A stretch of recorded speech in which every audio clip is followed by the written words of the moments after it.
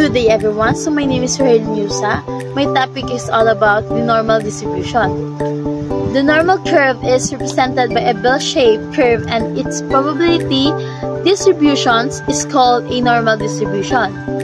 It occupies the central place in the study of the theory of statistics, as it is the basis for solving different types of statistical problems. In a normal distribution, the value cluster around an average value and fewer values are found in increasing distances from the average. So, Abraham de Moivre developed the mathematical equation of normal curve in 1974. He was the first one who helped Gamders in the 18th century. Gauss and Laplace further developed this concept and probability. Lately, the curve is often referred to as a bell-shaped curve. The Gaussian distribution in honor of Carl Friedrich Gauss in 1977 and 1855 are de Moivre's curve. And now, I will show you the feature of normal distribution. First is bell-shaped, second is symmetric, and third is the range of possible values is infinite in both directions. So next is the properties of the normal curve. The curve is symmetric about the vertical axis of the mean. The mean, median, and mode are identical and located at the curve center. The tail of the curve are asymptotic, meaning they approach but never touch the horizontal axis. The total area under the curve is equals 1 or 100% probability. The curve is divided into standard deviation. The distances between standard scores along the horizontal line is determined by the standard deviation. For a normal curve, about 68% of the data lies within divided into standard deviation from the mean. So about 25% of the data lies within divided by 2 standard deviation. About the 99% of the data lies within divided by 3 standard deviation. So the normal distribution is defined by 2 parameters, which is the population mean and population standard deviation.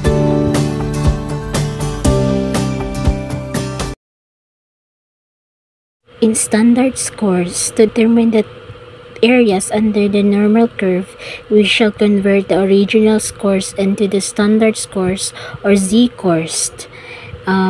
It is the empirical distributions will be the standards is to the theoretical normal curve. It is the positions at the value of x and the term of the number of standard deviation which is located from the mean.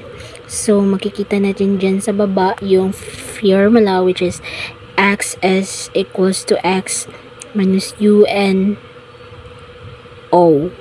So, where the z is equivalent to the standard scores, so the u is the mean, the 0 is the standard deviations, and x is any empirical value.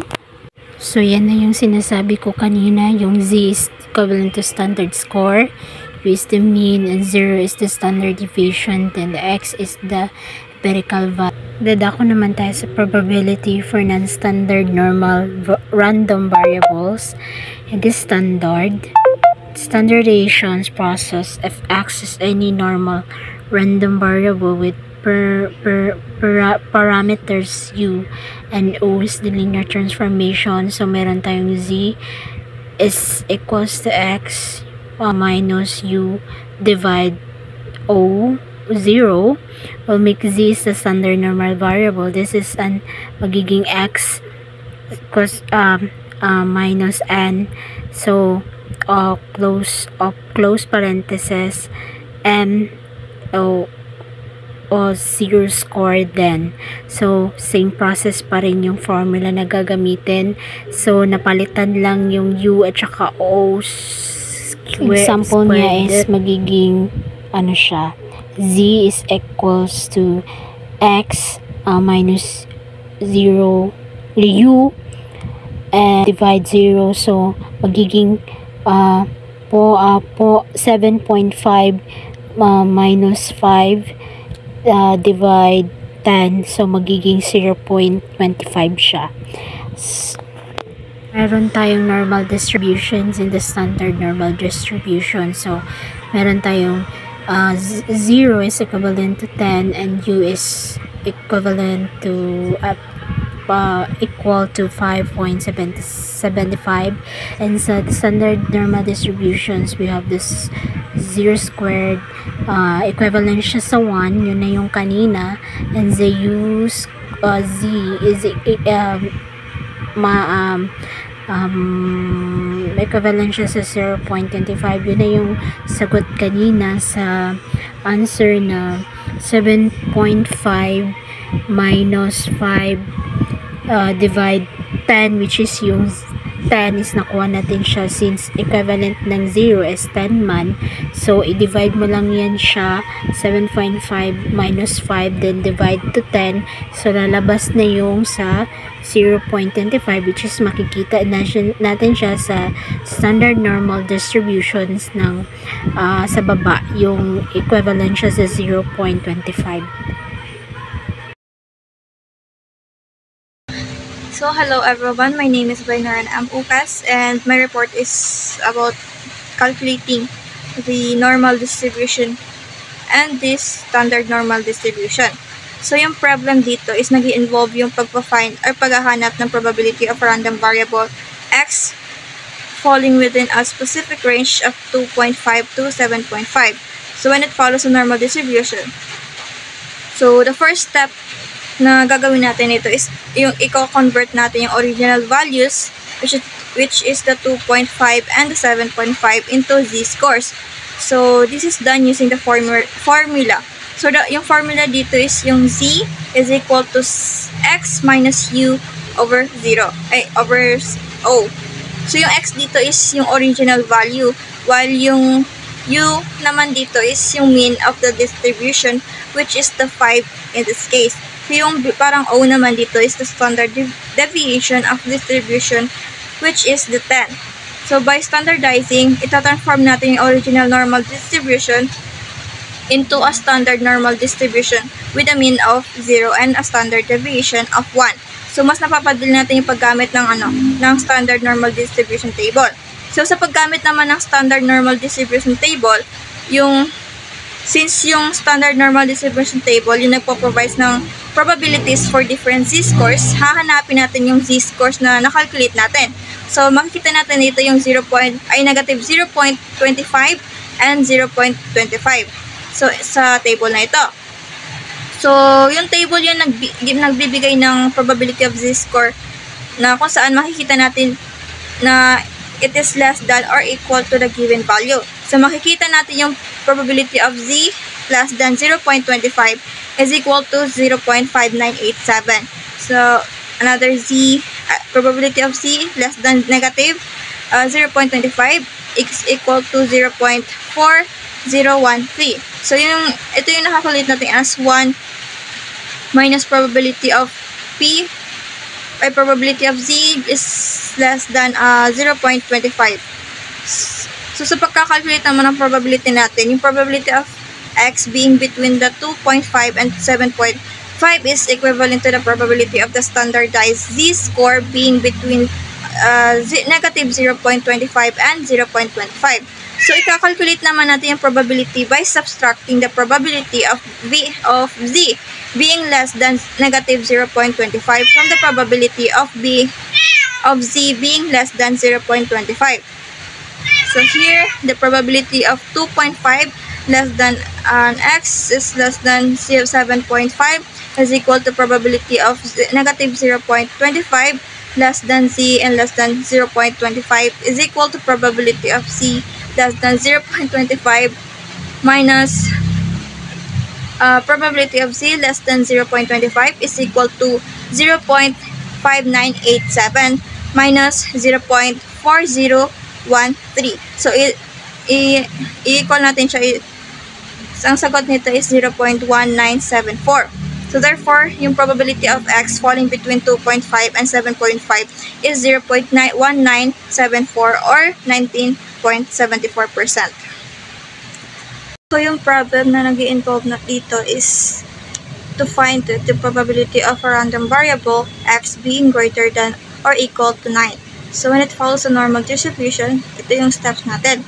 So, yung first step is to convert the original value, which is the 9, into a z-score. So, this is done using the formula, which is the z equal to x minus u over 0. Same formula din sa gagawin natin sa kabila. So, yung x is the original value, which is the 9. U is the mean of the distribution, which is 5 in this case.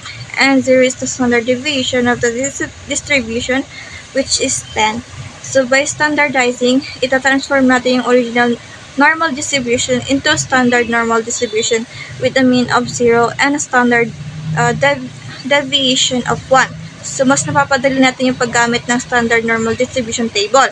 So, sa paggamit naman ng standard normal distribution table, yung standard normal distribution table, yung nagpo-provides ng probabilities for different z-scores. So, hahanapin natin yung z-score na nakalculate natin, which is the 0.40 in the table. So, the table gives us the probability of a z-score being less than, as you can see, being less than or equal to the given value. So, makikita natin yung p, open parenthesis, z is less than to 0.40, close parenthesis, is equal to 0.6554. So, the probability of x being greater than or equal to 9 is equivalent to the probability of standardized z-score being greater or equal to 0.40. So, ikakalculate naman natin yung probability by subtracting the probability of z being less than 0.40 from 1. So, p, open parenthesis, x is greater than 9 is equal to p, close open parenthesis, z is greater than 0.40, close parenthesis, is equal to 1 minus probability of open parenthesis z less than 0.40 is equal to 1 minus 0.6554 is equal to 0.3446. So, therefore, the probability of x being greater than or equal to 9 is 0.3446 or 34.46. So, sa problem 3 naman dito, nag-i-involve naman dito yung pag-find ng probability of a random variable that x falling within a specific ranges when it follows a normal distribution. So, yung question dito is the px is greater than 96. So, i-convert natin yung original value, which is the 96, into a z-score using the formula, same formula na ginamit natin sa dalawa. So, yung formula na ito is the z is equal to x minus u over 0. So, yung x natin is the 96. Yung mean of distribution naman natin is the 90. And yung 0 naman natin, which is the standard deviation of distribution, is 3 in this case. So, this gives us the z is equal to 96 minus 90 over 3 is equal to 2. So, sa paggamit naman ng standard normal distribution table, hahanapin naman natin yung z-score, which is the 2, sa standard normal distribution table. So, yung table niya nagbibigay sa atin ng probability of a z-score being less than or equal to the given value. So, makikita natin dito yung probability of z is less than 2 equal to 0.97725. So, sa pagkakalculate naman ng probability natin, since ang gusto natin is yung px greater than 96, which is equivalent to the probability of z is greater than 2, isa-subtract naman natin yung probability of z less than 2 from 1. So, px greater than 96 is equal to p z greater than 2 is equal to 1 minus p, our probability of z less than 2 is equal to 1 minus 0.97725 is equal to 0.02275. So, yung question 2 naman, or magpo-proceed naman tayo sa question 2, which is the Px less than 85. So, sa letter B naman, makikita natin na less than 85 yung nakalagay dito. So, i-convert naman natin yung original value, which is the 85 into a z-score. So z equal to 85 minus 90 over 3 is equal to negative 1.67. So, sa paggamit naman ng standard normal distribution table, we look up to the, or hahanapin natin yung z-score, which is the negative 1.67 sa standard normal distribution table. So, ipapakita naman ng table natin yung probability of a z-score being less than or equal to the given value. So, makikita natin yung probability of z is less than negative 1.67 is equal to 0.04746. So, pagkakalculate naman ng probability, since yung hinahanap natin is probability of x is less than 85, which is equivalent to the probability of z less than negative 1.67. So, we directly use the value from the table. This is the probability of x less than 85 is equal to probability of z less than negative 1.67 is equal to 0.04746. Proceed naman tayo sa question 3, which is the P85 is less than x and less than 95.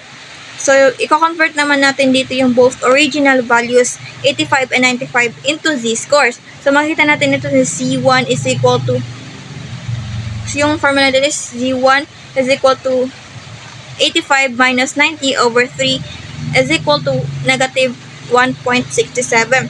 While din another number of deviation naman is the z2 is equal to 95 minus 90 over 3 is equal to 1.67.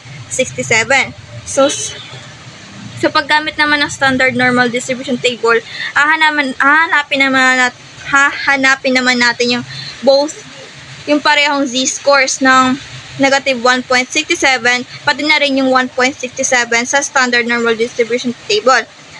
So, mapapakita naman ng table na ito yung probability of a z-score being less than or equal to the given value. So, mahahanap natin yung probability of z is less than negative 1.67 is equal to 0.04746, and probability of z less than 1.67 is equal to 0.95254. So, sa pagkakalculate ng probability naman, since yung hinahanap natin is yung probability of 87 is less than x less than 95, which is equivalent to the probability of negative 1.67 is less than z less than 1.67. So, isa-subtract naman natin yung probability of z being less than negative 1.67 from probability of z being less than 1.67.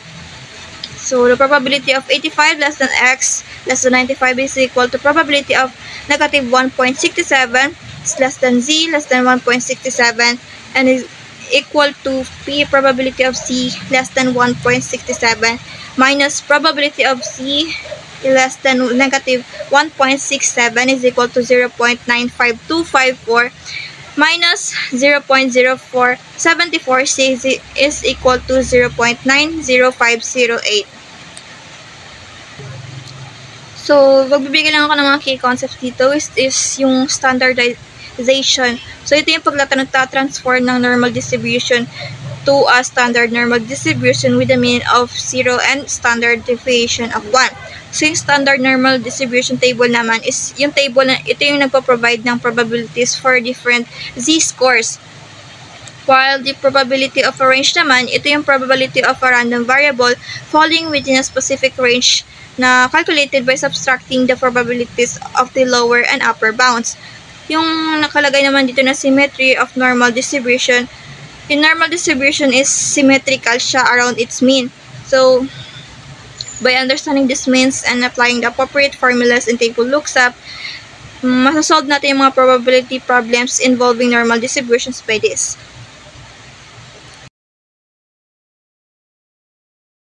Which include a given percentage of cases. Answer the following problem. So, limits will include the middle 80% of the cases. Divide the 80% in the two that given of 40% below that mean and 40% above them. Refers to the table of 40% or 0.40 in the area column corresponds to the z-score of 1.29. And so 80% of the cases fall between 1.29 and 1.29. Convert plus 129 and 121 z-score and z O plus and 1.29 open and close parenthesis 4 plus 70 equals 75.16.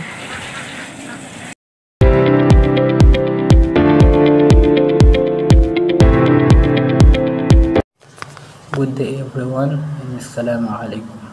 My name is Abdurrahim Umpat. Ang topic ko po is divergence from normality. Kurtosis. Kurtosis, it refers to the thickness or flatness of a frequency distribution as compared to the normal distribution. The normal distribution is mesocortic. A distribution that is more peaked than the normal is leptocortic, while one that is flatter than the normal curve is called platycortic. So ang kurtosis is tiltness o peakness ng isang probability distribution na inilarawan nito kung gaano lumihis ang hugis ng distribution mula sa isang normal na distribution sa mga tuntunin ng konsentrasyon nito sa paligid ng mean at pagkakaroon ng mga outlier. So, meron po tayong 3 distribution of kurtosis. Number 1 is leptocortic, number 2 naman is mesocortic, ang number 3 is platycortic. So, yung leptocortic is ito yung nasa taas, and then yung mesocortic, ito naman yung nasa gitna. So, yung sa baba is platycortic. So, ang leptocortic, ang isang distribution na may mataas na kurtosis ay may mas matalas na peak at mas mabibigat na buntot kaysa isang normal na distribution. Nangangahulugan ito na mayroong mas matalas na konsentrasyon ng data sa paligid ng mean at mas matinding mga halaga. So, ang mesocortic naman, ito ay tumutukoy sa isang distribution na may kurtosis na katulad ng isang normal na pag-distribute or distribution. So, ang platycortic, ang distribution na may mababang kurtosis ay mas flat na peak at mas magaan na buntot kaysa sa normal na distribution. Ito ay nagpapahiwatig na mas malawak na pagkalat ng data at mas kaunting mga extreme value. So, a measure of kurtosis is computed based on percentile of the distribution using the formula. So, ito yung formula na gagamitin natin. So, KU o mas kilala sa tinatawag na kurtosis, and quartile deviation, and percentile 90 and percentile 10. So, ang kurtosis natin sa normal distribution is mayroong 0.63, and then sa platycortic naman is greater than 0.63, and then sa leptocortic naman is meron tayong less than 0.63. So, halimbawa, kapag ang final answer natin is mas mababa sa 0.63 or greater than 0.63 is ang distributing natin is tinatawag na platycortic. So, kapag naman ang final answer natin is mas mataas sa 0.63 or less than 0.63 is ang distributing natin is leptocortic. So kapag naman 0.63 is ang distribute natin is normal distribution. So meron tayong ditong dalawang uri ng skewed distribution. So skewed distribution, a variable whose distributions are non-normal are called skewed distribution. So first is skewed to the right.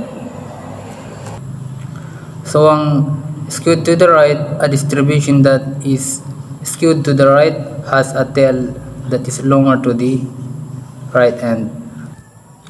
So ang ibig sabihin ng skewed to the right or positive skewed is mas mahaba ang buntot ng distribution sa kanang bahagi na nangangahulugan ito na mas maraming data point na may mas mababang value at mas kaunting data point na may mas mataas na value. So isipin ang pamamahagi ng kita karamihan sa mga tao ay kumikita ng katamtamang kita habang ang ilan ay may napakataas na sweldo. So pangalawa naman is skewed to the left. So skewed to the left, a distribution that is skewed to the left has a tail that is longer to the left end. So ang ibig sabihin ng skewed to the left or negative skewed ay mas mahaba ang buntot ng distribution sa kaliwang bahagi na nangangahulugan ito na mayroong mas maraming data point na may mataas na value at mas kaunting data point na may mas mababang value. So mag-isip ng mga marka at pagsusulit. Karamihan sa mga mag-aaral ay nakakakuha ng average, ngunit ang ilan ay mas mahusay ang score. So ito yung formula na ginagamit sa skewed distribution. So SK, 3 mean and median, and standard deviation, or SK P90 plus P10 all over 2 equal to 50.